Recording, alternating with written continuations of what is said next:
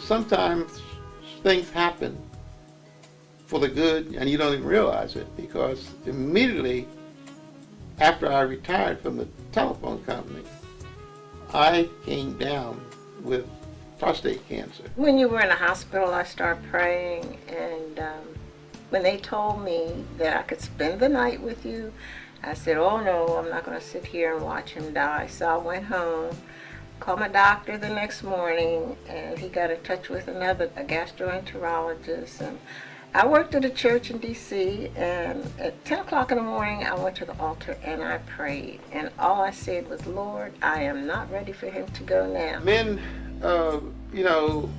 unlike 18 years ago when I was first diagnosed, there are so many treatments available now that compared to what it was then, that we have to educate men on what the treatments are.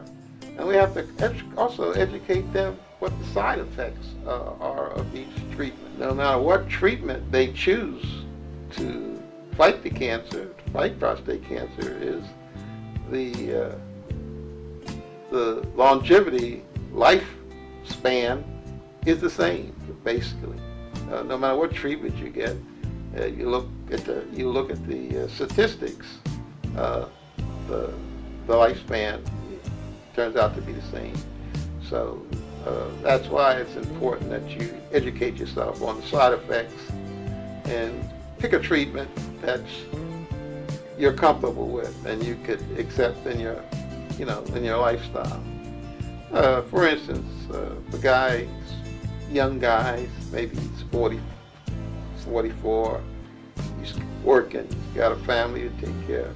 He may not want to go through the procedure of having his prostate removed, because we're almost guaranteed to have incontinence there. And incontinence could be, we know it's going to be for at least 6 weeks, and it could be much longer than that. We know that he's going to spend some time in the hospital. We can't, the circumstance may be that the guy can't miss that kind of time from work. So he has to look at another treatment, which is fine. The other treatments, such as radiation, he could continue to work and never miss a day of work. So these are the kind of things that we have to educate the men about.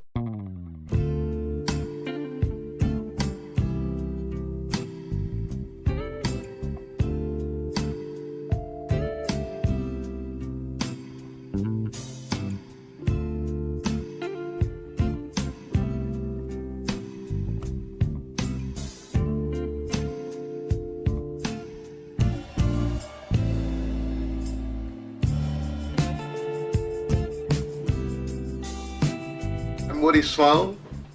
I'm your interviewer for today. Today we have two guests. I would like the first guest to introduce themselves, and shortly after the first guest introduce themselves, then I would like the second guest to introduce themselves. My name is Norwood Sloan. I'm Mayford Sloan, Norwood's wife, and we've been married 56 years. Also a retiree of AT&T after 20 years. I also happen to be a prostate cancer survivor, of an advanced prostate cancer survivor. I now work on a part-time basis for the American Cancer Society and as the outreach spokesperson for prostate cancer. Well, today I'm here at this health fair to put on a display for the American Cancer Society with a program that I usually do called Let's Talk About It. And the purpose of the program is to get men to talk about prostate cancer. Normally what we do, we go out into the community and we put displays up and put out information for the men to pick up and take home and encourage them to go in for early testing. I would like to welcome another guest, Dr. Ted Davis. How are you, Dr. Davis? Hi, Woody. I'm doing fine. How about yourself? Fine. Thank you for asking Would you please introduce yourself for the audience? My name's Ted Davis. I'm a professor at the University of Delaware in the Department of Political Science and International Relations. Dr. Davis, how old were you when you were first diagnosed for your prostate surgery? 49, and I had the surgery, about 6 days after my 50th birthday. So again, I was very, very young in the general scheme of things. But again, I also caught my prostate cancer very early in the process. So probably if I had not discovered it, probably by the age 65, 60, the symptoms probably really would have gotten bad. So I found mine very early, and I was very fortunate. What kind of symptoms were you having prior to the surgery? I was having symptoms, and I don't think my symptoms were necessarily tied to my prostate. I've got kind of bladder issues too, and so we were trying to figure out why is it that I'm always having to urinate, constantly go to the bathroom. What symptoms alerted you to the possibility that you may or may not have prostate cancer? My prostate felt normal. But we went ahead and did a biopsy, and it was through the biopsy that they discovered that I had cancer, but it was only in one set of the lobes. So the thing was, it was kind of by accident that I discovered that I had prostate cancer, because I've always been one to feel that every year I'm going to go and have my physical. Thank you, Dr. Davis, for taking time out from your busy schedule. All right, Woody. Good seeing you again. No, I'm not done with you yet. Stick around, watch the monitor, and feel free to join in the conversation. Would you mind telling me what brought you into this prostate cancer situation that you're in? One of the things that brought me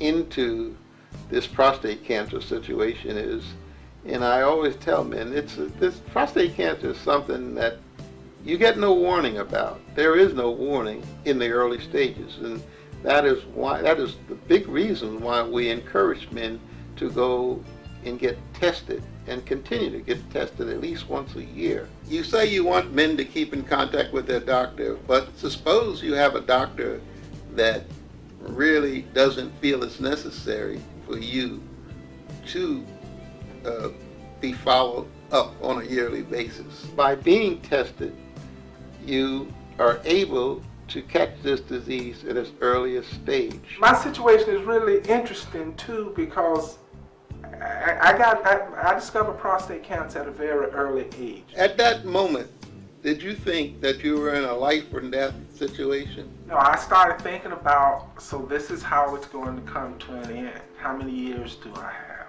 And things of that nature. Now I'll go to a support group. I wish I would have had known that support group existed before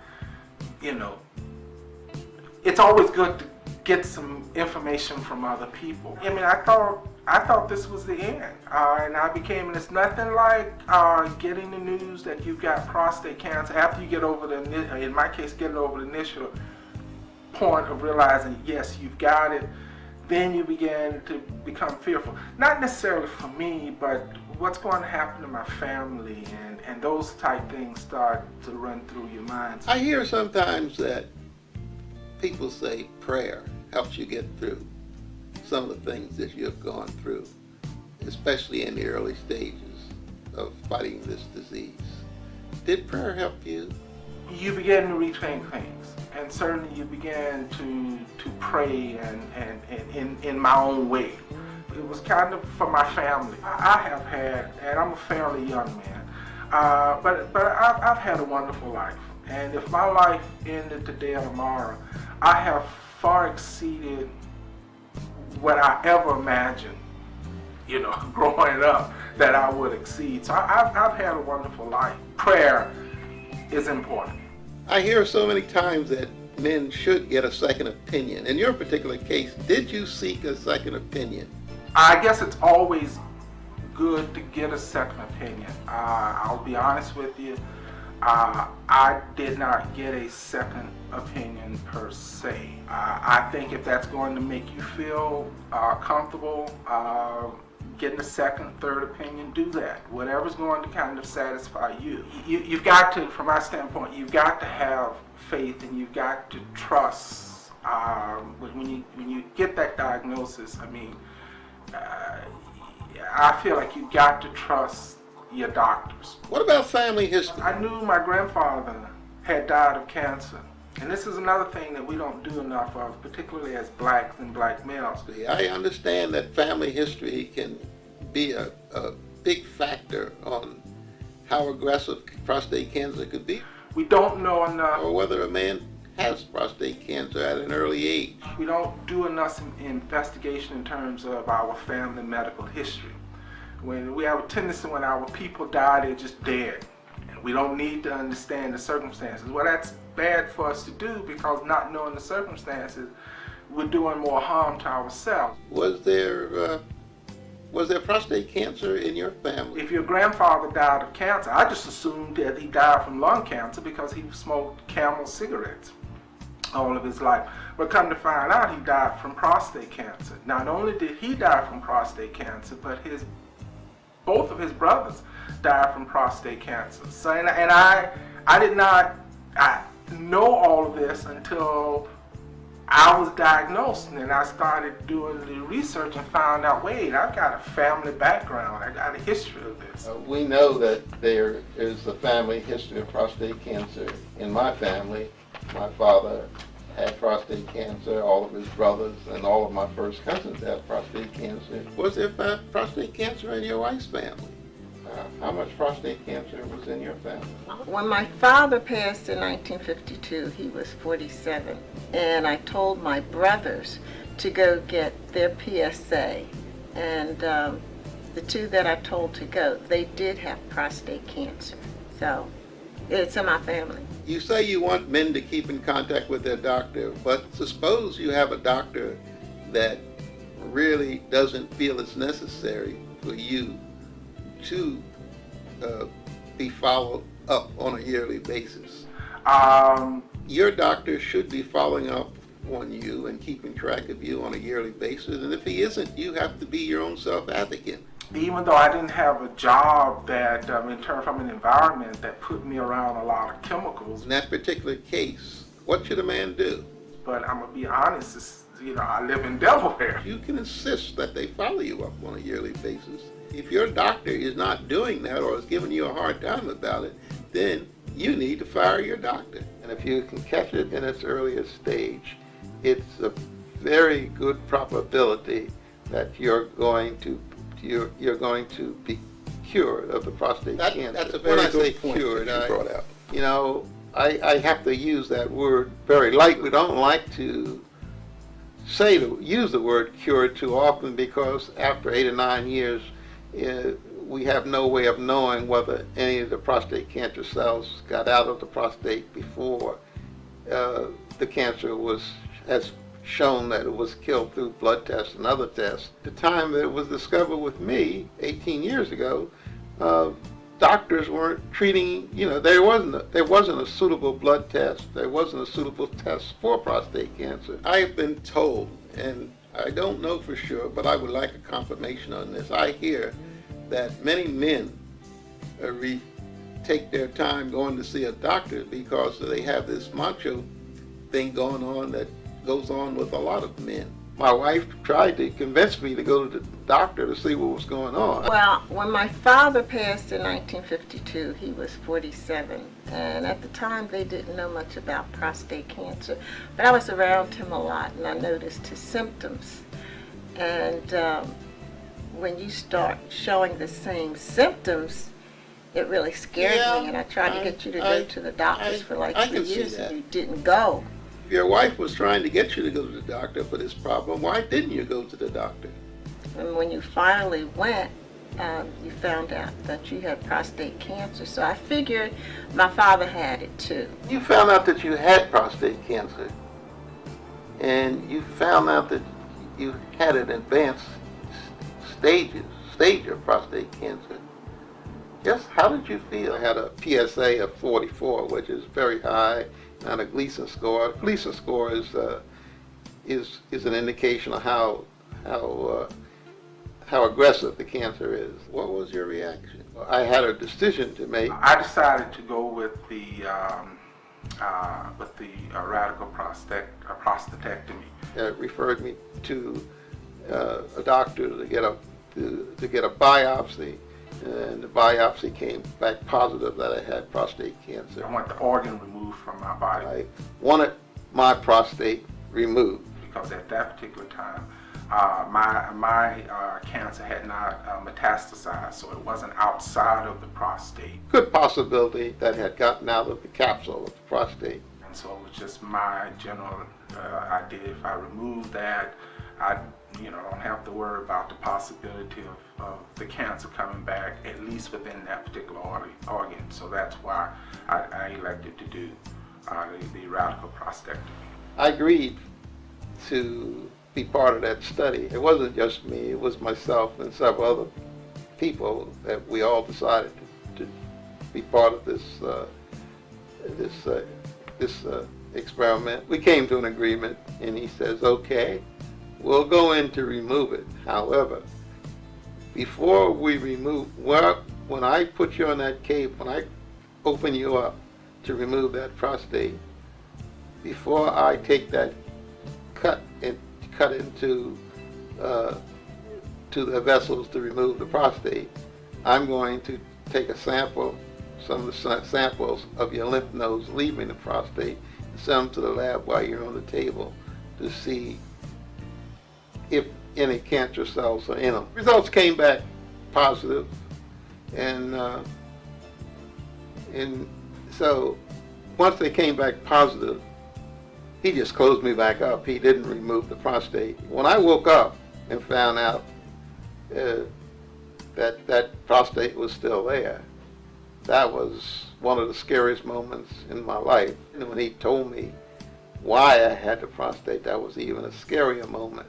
You know, when we announced it, it was even scarier than the moment when we did the biopsy and I found out that I had the prostate before the operation, but now I had the operation and I couldn't get my prostate removed. Between my doctor and myself, that we were going to treat my cancer aggressively as possible, and it worked. We came off the hormonal treatments. We were being looked at every 3 months. How did your wife feel about your hormonal treatments? How did you feel about me undergoing hormonal treatments? If they were going to help you, well, that was, if it was the best treatment, then I would be happy about it. Radiation and hormonal treatments. The radiation wasn't that bad. It was 39 days of radiation, which wasn't that bad. The only thing that caused for me was a little tiredness. But the hormonal treatments, well, that was a whole different story, because treating prostate cancer with hormonal treatments means that you're doing a whole reversal of what is normal for the man. Notice a change in my personality while I was undergoing hormonal treatments. And how did you feel about those changes, if there were any?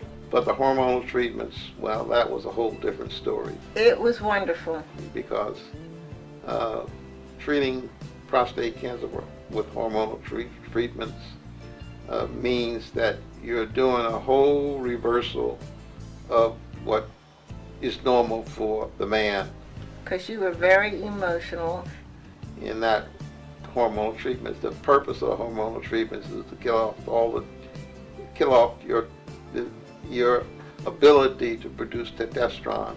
And you did cry, and I mean, you had sympathy. And as we know, testosterone is what prostate cancer cells survive on.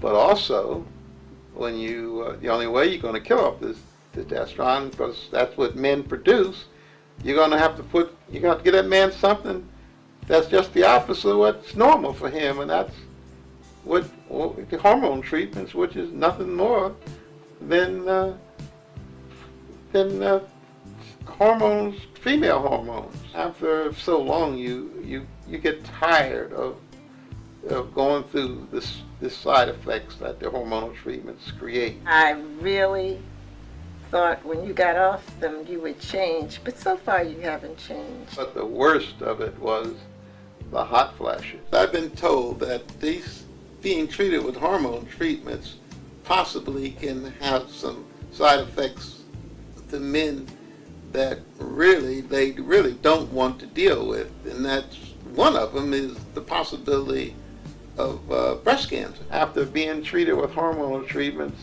like I said, it had a reversed effect on your body. I developed lumps in my left breast, and now that was a scary thing because I just women worry about breast cancer, but men seem to think that they can't get breast cancer. However, I tell you that about 10% of the men out there do get breast cancer. And in my particular case, with the hormonal treatments, I'm really worried because I thought maybe these lumps that I was feeling, which turned out to be tumors, were cancerous. So we went through and we had the again catching it early. Just by examining myself in the shower, I felt the lumps, and right away I went to the doctor. We had them removed and we had them biopsied, and they were not cancerous, thank goodness. But however, we're not taking any chances. I get a mammogram just like a woman would. I get my mammograms every 5 years. And now, when I first had to remove, I was getting a mammogram every year, then every 2 years. Now it's every 5 years that I'm getting it. Do you think that prostate cancer has changed your lifestyle? One of the things I did, I went to fish and vegetables and things, no fatty food. My diet wasn't what it was supposed to do, eating a lot of fatty foods, and I like the collard greens and the fried chicken and all of that. People in the Far East have far less prostate cancer than we have in the United States. In the Far East, prostate cancer was almost non-existent. In some parts of Africa, it was existent. In other parts of Africa, it wasn't. In Europe, prostate cancer was rampant. And so I looked at that, and so did not only me, but others, people in the medical world. And the one thing when you look at these different countries, the ones that don't have a problem with prostate cancer, what is the thing in common that you can look at? And it's diet. And when you look at the Far Eastern countries like Japan and some parts of Africa, the thing that's different is, what about Far Easterners that live here in the United States? They almost have no fat in their diet. Far Easterners, such as the Japanese, Chinese people that come to the United States, they do show up with prostate cancer. They live completely off of fish and vegetables and things, no fatty foods. They don't eat they don't eat pork, very little, if any. Problems because they no longer follow the diet of their mother country. Stress. When you moved back to Delaware and you moved into a less stressful area, the one thing you want to do is keep your stress level down. Well, living in the Washington area was loaded with stress. Do you think that contributed to your well-being in outlasting the return of prostate cancer? Got into an exercise program that you can live with. Water aerobics worked for me. How does your wife feel about you being involved with this exercise program? I was definitely afraid of water. Since you say that you were afraid of water, how did you overcome that fear?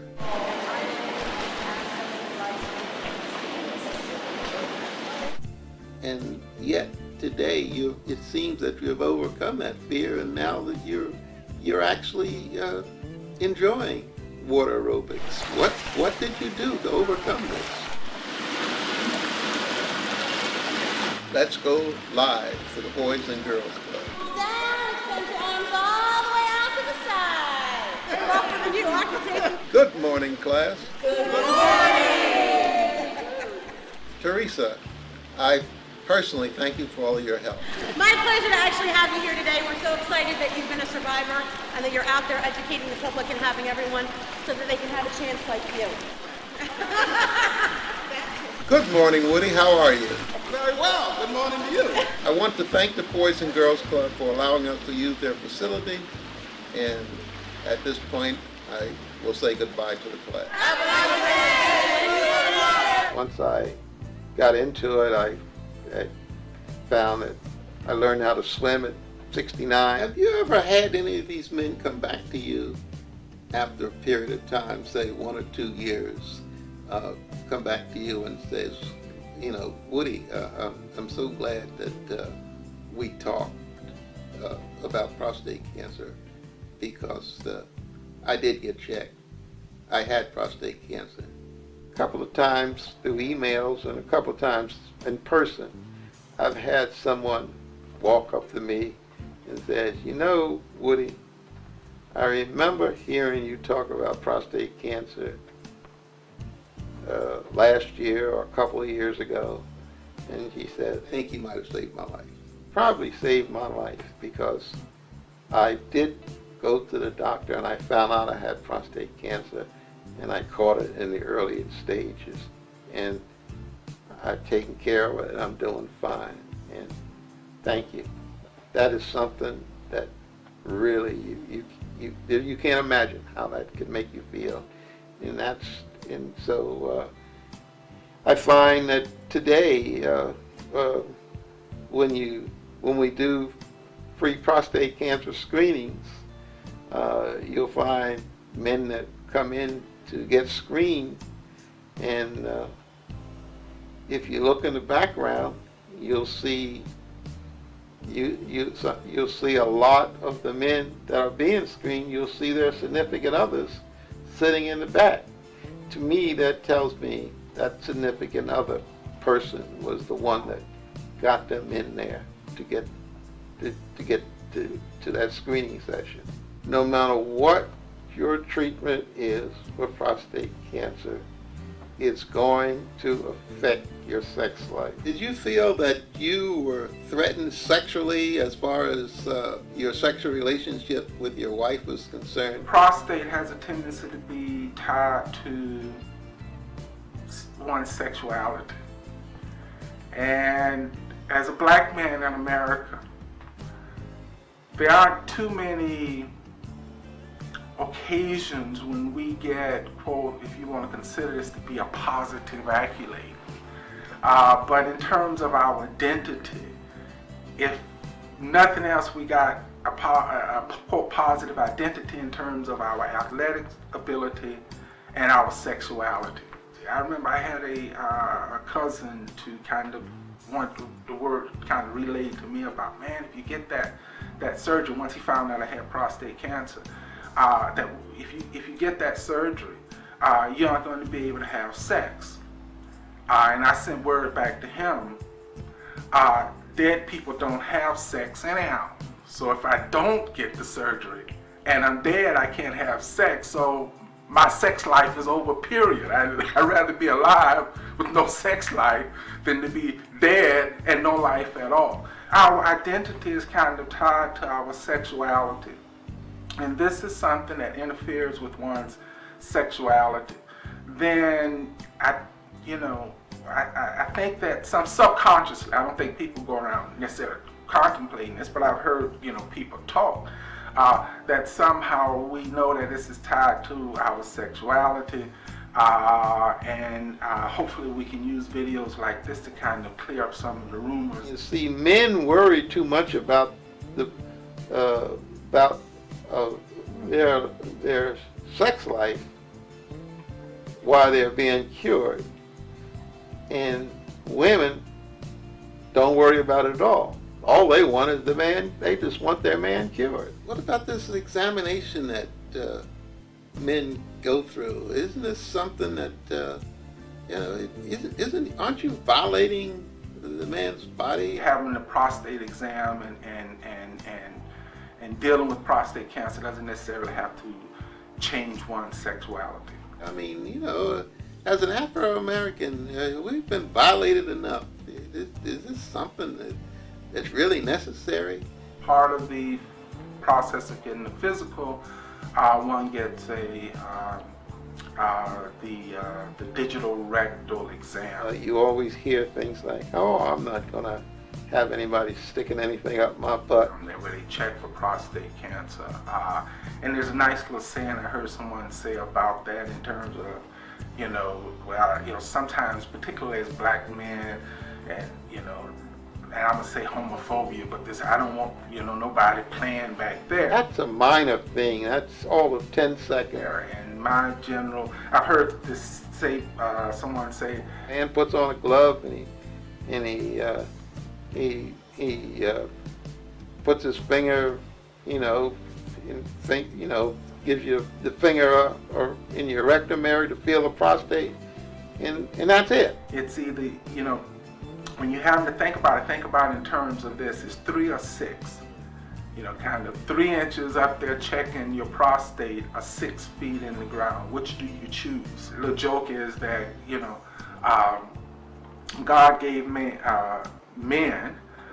gave man 2 heads, and unfortunately they can only think with one at a time. I had to begin to kind of think with both heads at the same time. If your sex is kind of one-dimensional and you depend on that, then you're in trouble. Sex can be multidimensional. I mean, there's that physical dimension, but there's also that mental dimension, and the two go hand in hand. So in other words, I'm not having any real problems, but the thing is that, again, things aren't as rigid as they used to be, but as you get older, they don't get as rigid now, so that's just going to happen.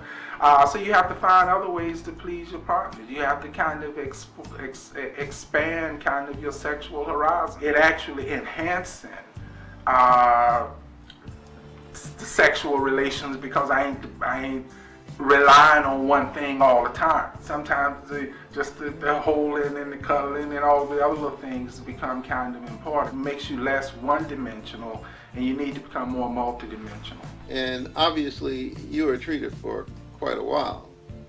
Was the lack of sexual activity a big problem for your wife? As you know, during the 5 years that I was being treated with those hormone treatments, there was a big problem with our sex life. At that point, did you feel that you were threatened sexually as far as your sexual relationship with your wife was concerned? And I would be very interested to know how she felt about this sexuality thing associated with prostate cancer from the very beginning when she found out you first had it. So it's been 18 years, and so long as you treat me right, that's it. I often wondered how you felt about not being sexually active because of prostate cancer. Well, it wasn't only 5 years, it's been 18 years. That's why I exercise and swim and, do all these things to take that extra energy out, and it really works. You know what? I never cried. Is that a problem for you? I never cried when I had cancer. Men cry, and it was good to see him cry instead of getting angry and flying off the handle. I definitely agree with you. My personality changed. Well, I got to think about that. I got evil. I got, I was hard to live with. But the first 5 years were, oh my goodness. Really? I started to put you in a veteran's home. You really don't mean that, do you? But then after that, You changed, and Well, I guess you do. then since you've been taking care of me, you can stick around for a while. Did your wife notice much difference in your personality because of these treatments? When I started being treated with the hormonal treatments, and then when they took me off the hormonal treatments, my wife said something to me that was very profound, and I really had to think about it when she told me. She says, "You know what, Norwood, I'd like you better when you had prostate cancer than now." I did a lot of silent praying, but what kind of praying did you do for me? And when did you do it? Oh, when you were in the hospital, I started praying, and when they told me that I could spend the night with you, I said, oh no, I'm not going to sit here and watch him die. So I went home, called my doctor the next morning, and he got in touch with a gastroenterologist. And I worked at a church in D.C., and at 10 o'clock in the morning, I went to the altar and I prayed. And all I said was, Lord, I am not ready for him to go now. And when I got back to the hospital at 12 o'clock, the nurse said, Miss Sloan, he's been up since 10 o'clock this morning. So I felt really good about that, and still praying. You're still here after 18 years. Would you wish this problem on anyone else? No, but if the Lord, it was meant for them to have it, then it's in the Lord's hands, not mine or anyone else's. I started to put you in a veteran's home. Really? If it comes back, are you still going to think about putting me in the veterans home? No, I wouldn't do that. The past 6 years you've been taking care of me, cooking and everything with all my problems. No, I wouldn't put you in a veteran's home. No. Mm-mm. I'm glad you changed. I would have been at the vet hospital. And I really had to think about that. And what she was telling me was that when I had prostate cancer, I was on hormonal treatments. You know, it changed, it took that macho bit out of me, and I was a much nicer person. I used to bring her flowers home, candy, and it was just my person. I was easy to get along with. And those female hormones working on me. You know what? She's got something there. It does make a difference. I now understand what goes on with men in prostate cancer a lot better. Yeah, I just want to encourage all men, but especially black men, because too many of us are dying from prostate cancer unnecessarily and prematurely. I think we got to get over this old general idea about not going to the doctor, and that somehow bad things happen to you if you go to the doctor. I mean, all that, we need to put that aside. We need to take care of ourselves and understand that this is a disease that is treatable if it's caught early enough. I know some people say, well, finances might be a problem, but there are at least twice a month, there's some clinic, some group, some body, somewhere in your county, in your city, that's giving free exams.